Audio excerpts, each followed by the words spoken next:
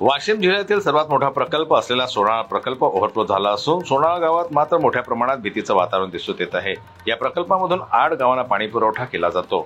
या परिसरातील सोनाळा, वाकापूर, हिरंगी, गोगरी, खेडा, लाठी, येडशी, शिरोबाजार, तपोवन, पुंजाजी नगर, तराळा, पेडगाव आणि इतर गावातील हजारो हेक्टर जमीन ही मायरांच्या ओलिताखाली येत असून हा प्रकल्प ओव्हरफ्लो झालो असून सततच्या पावसानं ओव्हरफ्लोची पातळी वाढली असून रात्रीला कुठलेही कर्मचारी या इथे दिसून येत नाही।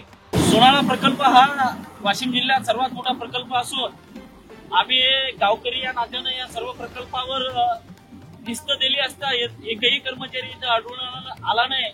व तसेच या आताची पावसाची जी स्थिती पाहता प्रत्येक ठिकाणी कुठेही ढगफुटी परिस्थिती निर्माण झाली। अशी पाऊस पडत आहे तरी जर असा पाऊस पडला तर संपूर्ण गावाला धोका असून हे गाव जे आहे हे संरक्षण भिंतीच्या खालीच वसलेलं असून तरी सदर इथं कर्मचाऱ्याचा इथं आपल्याला हलगर्जीपणा दिसून येत आहे।